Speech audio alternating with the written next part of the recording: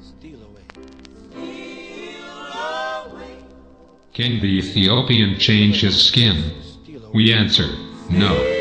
But all will admit that what the Ethiopian cannot do for himself, God could readily do for him. The difference between the races of men and the differences between their languages have long been arguments against the solidarity of the human family.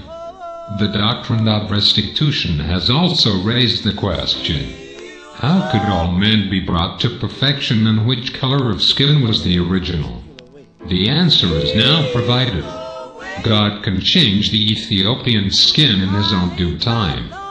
Professor H.A. Edwards, superintendent of schools in Slater, Missouri, has written for the public press an elaborate description of how Julius Jackson, of New Frankfort, Missouri, a Negro boy of 9 years, began to grow white in September 1901, and is now fully 9/10 white.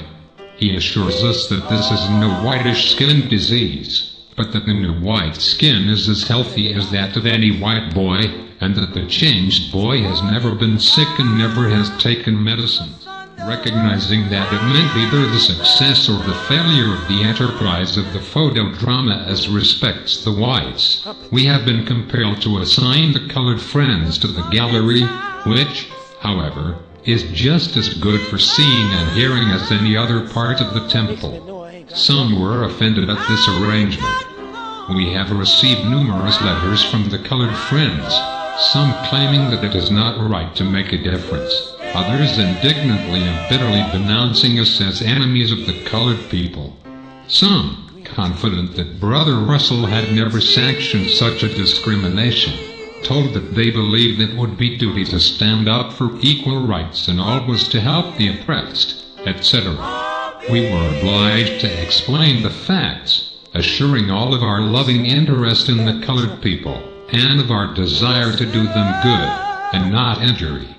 We again suggested that if a suitable place could be found in which the drama could be presented for the benefit of the colored people alone, we would be glad to make such arrangements, or to cooperate with any others in doing so. If nature favors the colored brethren and sisters in the exercise of humility, it is that much to their advantage, if they are rightly exercised by it. A little while, and our humility will work out for our good.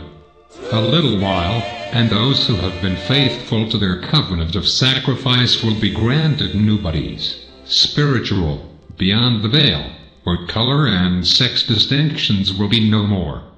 A little while, and the millennial kingdom will be inaugurated, which will bring restitution to all mankind, restitution to the perfection of mind and body, feature and color, to the grand original standard, which God declared very good, and which was lost for a time through sin, but which is soon to be restored by the powerful kingdom of Messiah. God evidently has been a respecter of races, and has specially blessed and favored certain branches of the Aryan race in Europe and America. The white race has been more abundantly blessed with the light of the gospel than others. The elect church will probably be composed chiefly of the highly favored white race. As to Africa, one quotation may suffice. Sir H.H. Johnson, our present Special Commissioner for Uganda, and a man of many years' experience in Africa, says in the review called The 19th Century, from November 1887, too often happens that, while the Negro rapidly masters the rules and regulations of the Christian religion, he still continues to be gross, immoral, and deceitful. They, the missionaries, may have succeeded in turning their disciples into professing Catholics, Anglicans, or Baptists, but the impartial observer is surprised to find that adultery, drunkenness, and lying are more apparent among the converts than among their heathen brethren. And again, I regret to say that, with a few, very rare, exceptions, those native African pastors, teachers, and catechists whom I have met have been all, more or less, bad men. They attempted to veil an unbridled immorality with an unblushing hypocrisy and a profane display of mouth religion which, to an honest mind, seemed even more disgusting than the immorality itself. While it was apparent that not one particle of true religion had made its way into their gross minds, it was also evident that the spirit of sturdy manliness, which was present in their savage forefathers, found no place in their false cowardly natures. It is to be expected that with such a great cosmopolitan population as Allegheny enjoys, superstitions transplanted from faraway lands would flourish among the foreign and Negro elements.